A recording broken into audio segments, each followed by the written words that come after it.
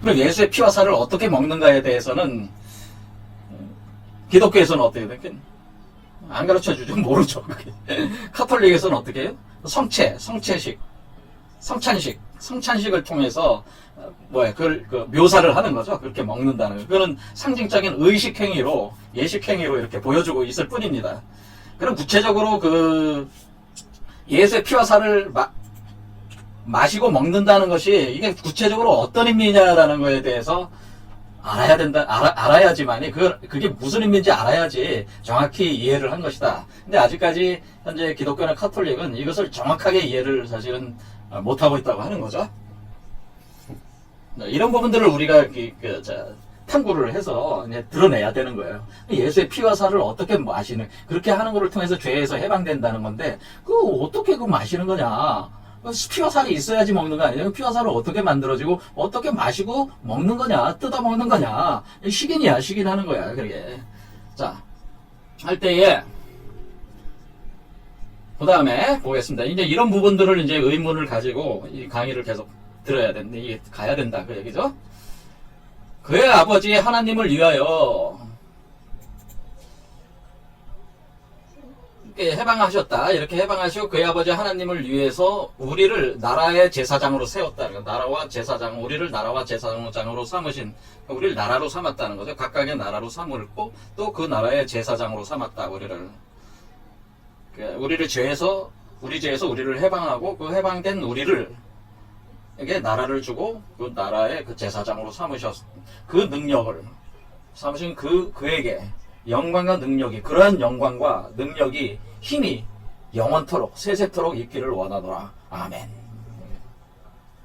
자, 이 아멘이라는 말이 무슨 의미일까요? 이게 아멘. 자, 이런 부분들도 생각을 해봐야 돼. 이게 하나하나. 아멘이 뭐냐? 도대체 아멘이라는 말이 무슨 얘기냐라는 거죠. 아멘. 왜 우리는 기도할 때마다 맨 끝에 아멘이라고 이렇게 붙이는 거냐? 기독교인들이. 예. 근데 정작 그 아멘이 무슨 의미인지 정확하게 그거를 이렇게 해석을 한 거는 제가 보질 못한 것 같습니다. 아멘에도 심오한 의미가 있습니다. 자, 볼지어다 그가 구름을 타고 오시리라. 각 사람의 눈이 그를 보겠고, 그를 찌른 자들도 볼 것이요. 땅에 있는 모든 족속이 그로 말미암아 애곡하리니 그러하리라. 아멘. 주 하나님이 이르시되 나는 알파와 오메가다. 이제도 있었고 전에도 있었고 장차 올 자요 전능한 자라 하시더라. 그래서 여기서는 이제는 그가 구름을 타고 오시리라. 각 사람의 눈이 그를 본다. 그를 찌른 자들도 본다. 땅에는 목전 족속이 그로 말미암아 애곡한다. 그러리라. 아멘. 그러니까 여기서 그 구름을 타고 온다는 표현이 있습니다. 구름을 타고 온다. 그러니까 이것은 예수가 재림한다는 얘기랑 같잖아요. 오시리라 이렇게 되니까 미래적 얘기니까 구름을 타고 재림한다 그런 표현이잖아요. 그렇죠. 예수 그리스도가 구름을 타고 재림한다.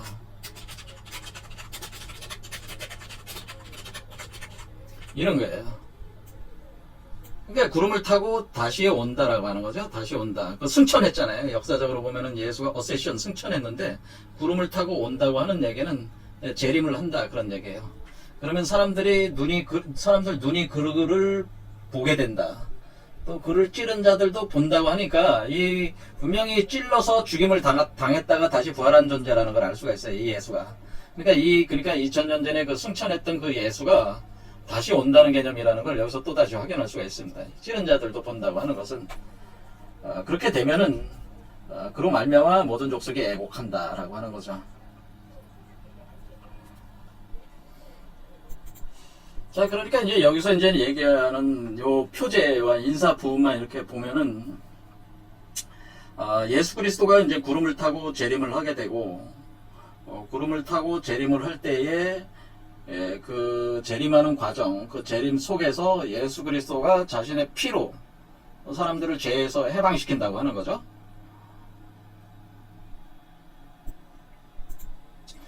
자, 그러면은 요 부분을 어떻게 이제 이해를 하게 되냐면은 예수가 구름을 타고 재림한다는 얘기를 어떻게 이해할 수 있냐. 자, 그럼 이런 부분은 이제는 해석을 해보겠는데요. 일단은 그 요한이 그 아시아 7교회에 편지한다 할 때 아시아 7교회를 우선 보겠습니다. 아시아 7교회는 여기 잘 나와 있는데 터키 쪽에 있어요. 지금 터키의 그 버가모, 두아디라, 사데, 사마나, 에베소, 빌라델비아, 라오디게아. 그러니까 이것은 이제 성경상에 나와 있는 그 번역된 그 이름이죠. 그리고 요한이 그 유배를 갔던 섬이 여기가 반모섬이라는. 그리고 이 반모섬이 파트모스라고 해요. 파트모스 섬이라고. 반모섬이 파트모스 섬이라는데 그걸 이제는 그 우리말로 이렇게 그 번역을 할 때 반모라고 했다고 하는 거죠. 이게 반모섬, 파트모스 섬에 가서 이 아시아에 있는 일곱 교회에게 서신을 보내게 되는데 그거는 2장, 3장에 걸쳐서 나옵니다. 근데 요 서신을 보내면서 시작을 한다는 거죠, 이게. 이게 무슨 의미냐라는 거 하는 거죠. 자, 그래서 여기서 그 대강 그 일곱 교회와 파트모스 섬 위치는 알았습니다. 여기 볼 때 파트모스. 여기 보면은 여기 파트모스 있죠? 파트모스. 여기서 일곱 교회 이렇게 여기 보면은 반모섬 있고는 일곱 교회 이런 식으로 있어요. 자, 그러면 오늘은 이제 그 이 개념 예수가 그럼 어떻게 재림에 들어오고 어떻게 그 피와 살을 먹게 되는가? 또 구름. 왜 구름 여기서 이제 중요한 얘기가 이제는 볼저다 구름을 타고 온다는 얘기가 있어요. 왜 구름을 타고 온다고 하는 것이냐라고 하는 걸 보려고 하는 거죠. 자, 이 구름을 타고 온다고 하는 이 표현, 요거 생각을 하면서 보면은, 일단 예수는 2000년 전에 십자가에 못 박혀서 죽었다가 다시 부활하고 그 뒤에 승천을 하셨습니다. 그런데 승천을 했는데 예수가 다시 온다고 자기가 얘기를 했어요. 다시 오게 되는데 그것이 재림이라고 하는 거죠. 그리스도의 재림.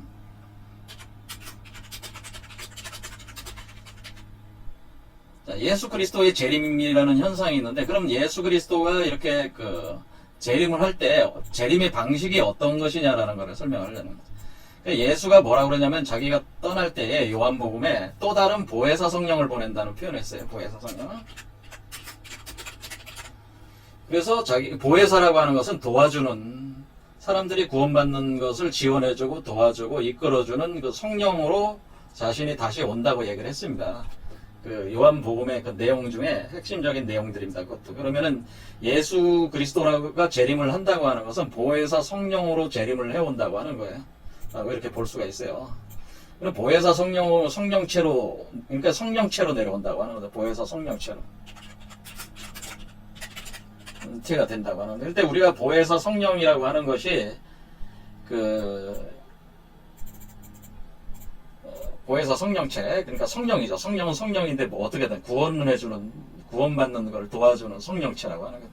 그러면 이게 이제 2000년 전에 예수가 십자가 못 박혀 죽었으니까 이런 형태로 해서 보혜사 성령체는 보통 우리가 표현을 할 때 비둘기 같은 성령이라고, 비둘기 같은 성령이 비둘기같이 내려온다 이런 표현을 씁니다. 그러니까 성령이 비둘기같이 내려온다 할 때 이 비둘기가 이 표현을 어떻게 하냐면 비둘기가 성령의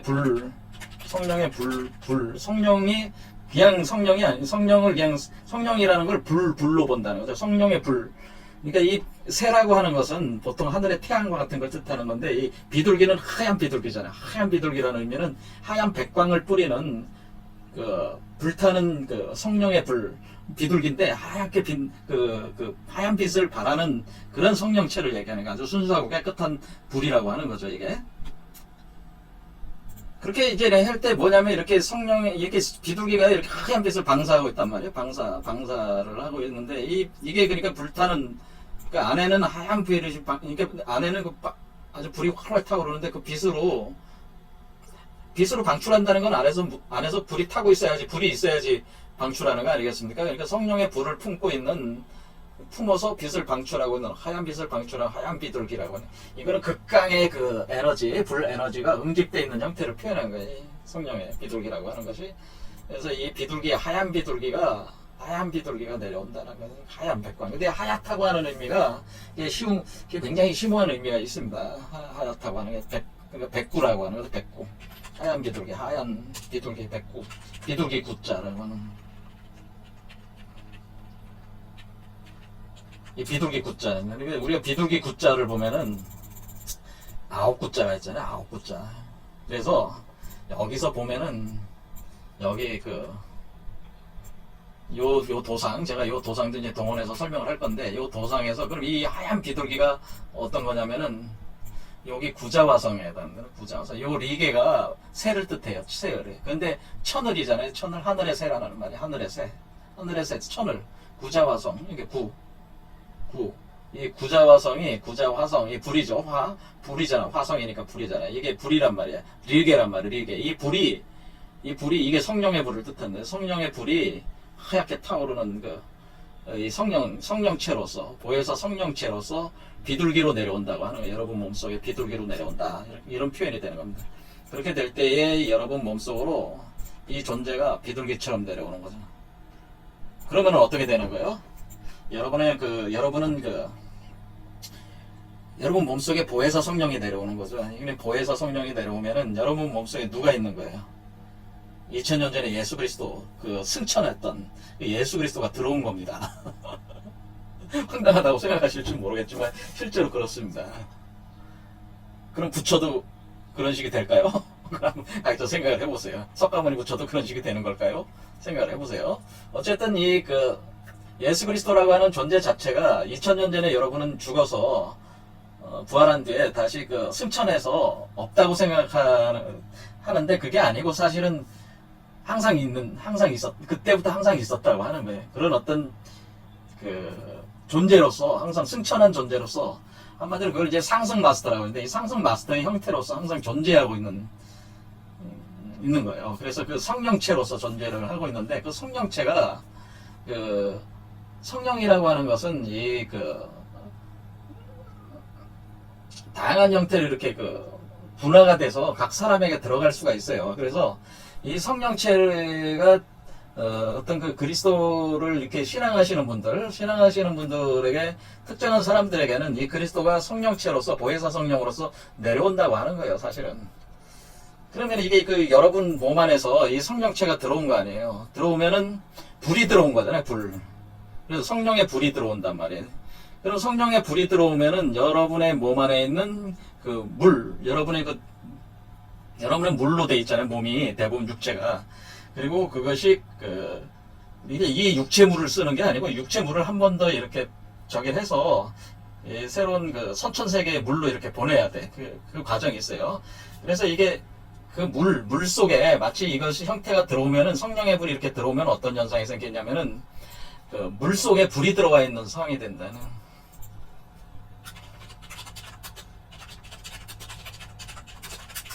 상태가 되는 거지. 그러니까 물속에 불이 들어와 있는 그 상태가 되는 거예요. 상태가 될 때에, 그러면 어떻게 되겠어요? 이게 끓어오를 거 아니에요? 끓어오른다고 하는. 끓어오르면 어떻게 됩니까? 끓어오르면은 수증기가 발생하죠. 수증기가 발생하면 여러분이 마치 욕조 안에 뜨거운 물 속에 있다고 생각하면 거기에 바깥으로 이게 김이 안 나가면은 그 김으로 수증기로 꽉 찰 거 아니에요. 그렇죠. 그런 상태가 된다고 하는. 그러면서 거기서 어떤 현상이 일어나냐면은 여러분과 연합하는 현상이 일어나요. 보혜사 성령이 내려온 사람, 보혜사 성령은 예수가 재림하는 거죠. 재림해서, 그러니까 예수가 그냥 재림해서 연합한다고 하는 거예요. 누구와 연합해? 재림한 사람과 연합하는 거예요. 혼을 구원해내는 방식이 그렇다고 하는 거예요. 그래서 연합해가지고 하나의 몸을 형성을 해낸다고 하는 거죠. 육화시켜낸다고 하는. 보혜사의 성령이 대상 사람과 연합하여 하나의 몸을 형상 물질화 해낸다라고 하는 거예요. 그러면은 이것은 보혜사 성령의, 예수 그리스도의 보혜사 성령의 기운과 여러분의 기운이 합해가지고 하나의 실체된 어떤 그런 형태가 나올 때 원판이 예수 그리스도의 성령이라고 하는 거예요. 예수 그리스도의 성령의 원판에 기초해서 여러분과 연합해서 여러분을도 그 하나의 그 성령체로 이렇게 그 바꾼다는 거죠. 바꾸는 그 성령체를 만들어낸다고 하는 거예요. 성령체. 그 하나의 몸이라고 할 때 이 몸은 성령체를 뜻해. 성령체. 성령체. 성령이 되는 몸을 만들어낸다라고 하는. 그러면은 이게 그러니까 어떻게 된다는 겁니까? 이게 들어와서 여러분과 연합하면은 연합한 결과로 뭐가 나온다는 거야? 요게 나왔다고 생각해 보세요. 요게 나왔다. 이 연합해서 요게 들어와서 여러분과 연합해서 요걸 영체로 만들어냈다 할 때 이 영체가 또 다른 여러분 자신이라고 하는 거예요. 이게 구원받은 여러분이라고 하는 것이죠. 이런 방식이라는 거죠. 그러니까 결국에는 이거는 그 예수 그리스도가 여러분과 연합해서 하나로 합해서 이런 몸을 만들어낼 때 요거 자체가 뭐예요? 요걸 자체가 이것을 형상화해낸 거란 말이에요. 이 보혜사 성령을 성령체로서 몸으로서 형상화해냈다라고 하는 거예요. 형상화해냈다. 여러분과 합해서 연합해서 형상화해냈다. 요게 드러났을 때에 그때 뭐예요? 예수의 재림이 여러분 안에서 현실화가 된 것이다라는 거예요. 그래서 이런 거를 성육화라고 하는 것이다라고 하는 성육화.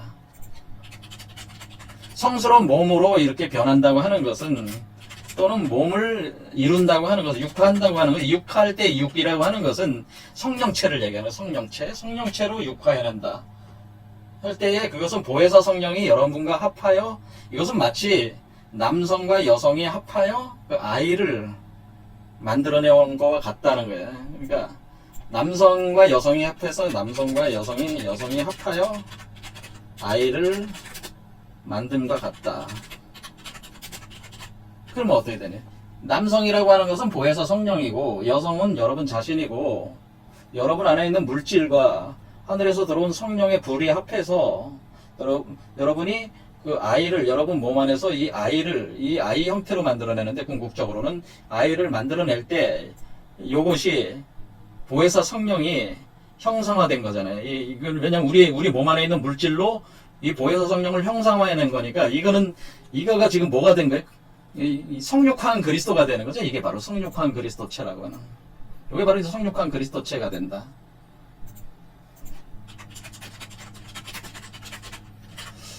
그래서 이 얘기는 결국 뭐냐면 여러분 자신도 그 성육화한 그리스도체로 다 이렇게 나오는 이 과정을 통해서 구원이 된다고 하는 것이죠. 그러면 우리는 뭐가 여기서 이제 중요한 문제냐면 우리가 원래 하나님도 성령이기 때문에 하나님이 내려와서 우리와 합하면 되지 않습니까? 라고도 할 수 있지만은 그럼 예수의 보혜사 성령과 그냥 성령은 무슨 차이가 있습니까? 이런 의문을 갖게 되는 거 아니겠습니까? 이렇게 할 때에 원래 하나님의 성령이라고 하는 것은 우리의 몸을 볼 때에 맨 아래부터 이 과정을 시작을 해야 되는데 이 과정 여기서부터 1차크에서 시작해야 되는데 보혜사 성령체는 이미 이 과정을 다 한번 해봤단 말이에요. 다 해봤기 때문에 그 실체가 이미 구현이 돼 있는 존재라고 하는 거예요. 그러니까 우리가 하나님의 성령이라고 하는 것은 이 과정 자체를 한 번도 해보지 않은 경우에는 들어와서 우리 몸 안에서 처음부터 다시 해야 되지만은 만약에 예수 그리스도와 같은 보혜사 성령체가 존재한다면은 우리가 이러한 수고를 억지로 하지 않아도 이 보혜사 성령의 그 기능에 의해 가지고 우리가 이 작업이 굉장히 수월하게 진행된다고 하는 겁니다. 그래서 보혜사 성령이 굉장히 중요하다고 하는 거죠. 인류 구원에 있어서 보혜사 성령이라고 하는 이 예수 그리스도의 그 성령체들이 우리 몸으로 들어와서 이렇게 진행되는 것이 굉장히 시간을 단축시켜 준다고 이렇게 볼 수가 있을 것입니다. 어려움도 시간도 단축해 준다 이렇게 볼 수가 있습니다. 그래서 왜 오늘날 우리가 수행을 할 때 하단전부터 수행하고 이런 수행을 굳이 어렵게 이렇게 안 해도 되는 이유가 뭐냐면은 사실은 이 보혜사 성령체 같은 기능들을 하는 존재들이 이미 성인들이 이미 출현을 해서 그들이 보혜사 성령체들과 같은 작용을 지금도 하고 있기 때문에 그러하다고 볼 수가 있어요. 그러니까 우리가 만약 그냥 처음부터 수행을 하시는 분들은 하단전에 보통 모아가지고 이렇게 순서대로 1, 2, 3, 4 이렇게 과정들을 거치는데 1단계, 2단계, 3단계 보통 나눴을 때에 우리가 1단계를 굳이 하지 않아도 2단계부터 들어가도 충분할 만큼의 그 역할을 보혜사 성령이 그것을 커버를 해준다고 하는 겁니다. 그래서 이게 중요하다고 하는 거죠. 지금이 그러한 시대라 이런 얘기죠. 그래서 그러니까 예수가 재림한다는 얘기도 맞는 것이고 예수가 재림하는 건 여러분 몸속에서 들어오는 것이고 그랬을 때 여러분과 연합하는 것이고 연합해서 하나의 또 그리스도 몸체 성령체를 만들어낼 때에 각각의 사람에게 만들어낼 때 그것이 육화된 거 다시 육화를 시킨 거잖아요. 육화가 각 사람에 맞게 커스터마이징 돼가지고 육화된 거잖아요. 그 육화되는 그 존재가 일종의 그 물 속에 불이 들어와서 그 끓어오르는 연못 속에서 그 육화가 되는 현상 때문에 그 수증기, 그 구름 속에서 이 육화가 되는 나오는 이것을 보통 수화기제다. 이렇게는 물 속에 불이 있다. 이런 수화기제의 상이다. 그래서 구름이 형성이 돼가지고 몸이 구현되는 현상을 이렇게 표현해 주는 것이고 그러면 이런 과정에서 뭐냐면은 결국에는 이 몸이 만들어진다고 하는 것은 몸은 피와 살로 만들어지는 거잖아요. 영체라고 하는 것은 영적 피와 영적 살로 만들어지는 거잖아요. 그럼 영적 피와 살에 의해 가지고 이것이 형성돼 나가는 거니까 영적 피와 살이 되는 물질들로 여러분 몸의 그 피지컬적인 그 물질들도 변화가 있어야 된다고 하는 거죠. 그러니까 지금 이거는 뭐냐면은 결국 이 성육한 그리스도체 보혜사 성령이 들어올 때 영적 피와 살을 만들 수 있는 어떤 그 원형적 어떤 그런 그 코드들이 여기 들어온다고 하는 겁니다. 그래서 그 피와 살을 마시는 걸 통해서 여기서 지금 우리가 지금 그 피로 구원을 받았다는 얘기 하잖아요. 이 피와 살을 우리가 그의 피로 우리 죄에서 그를 해방했다고 하는 거는 바로 이와 같은 개념이라는 우리 안에서 그 동등한 피의 질을 형성을 해낸다고 하는 거예요. 2000년 전에 그 예수 그리스도의 그때 형성했던 그 피의 질이 그대로 우리 몸에서 형성이 되면서 우리가 죽을 수밖에 없는 존재에서 영생 불사하는 존재로 바꿔주니까 우리를 해방시켜준다. 이렇게 표현이 될. 그러니까 이것이 피와 살이라고 하는 것은 성육화, 육화되는 과정과 이렇게 관련이 되어 있다고 하는 것을 제가 말씀드리고 싶습니다. 자, 오늘 이해가 되셨는지는 모르겠습니다. 자, 그래서 우리가 제가 이제는 말씀드리고 싶은 것은 분명히 그 보혜사 성령초로서 예수 그리스도는 재림을 하여 온다고 하는 것이고 그것이 그렇게 됐을 때 우리가 하나님의 성령을 직접 받지 않고 예수 그리스도라는 대리가 되는 보혜사 성령을 수용을 하게 되면은 우리가 구원을 받는데 굉장히 수월하다고 하는 거죠. 수월하게 되기 때문에 그 보혜사 성령과 연합하게 되고 연합하게 될 때에 융합하는 거죠. 할 때에 그것은 육화 과정을 동반하게 되는 거고 그것은 마치 물 속에 불이 들어와서 그 자궁처가 돼가지고 물이 끓어오르는 현상이 발생을 하게 되고 그것을 수화기제라고 한다. 그렇게 할 때 구름이 형성이 되면서 거기서 육화돼서 몸이 나오고 육화돼서 몸이 나온다는 건 피와 살로 조성이 되는 개념이기 때문에 결국 보혜사성 그 예수의 피와 살로 그리스도의 피와 살의 같은 질로 다시 몸이 구성돼서 나오는 것이 반복되는 것이기 때문에 그렇게 피로 그렇게 구원을 받았다. 죄의 상태에서 벗어났다라고 하는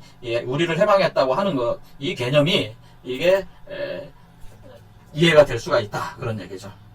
그래서 여기서 근데 중요한 거는 뭐냐면 예수 그리스도가 보혜사 성령체로 우리 몸속으로 지금 들어오고 있다. 라고 하는 것. 그리고 그것이 우리 몸에 작용을 가해서 우리 몸속에 또 하나의 나 자신, 참된 나를 그리스도체로 성육화하고 있다. 라고 하는 거죠. 그렇게 하는 방식을 통해서 인류 하나하나가 변화가 된다. 그런 것이겠습니다.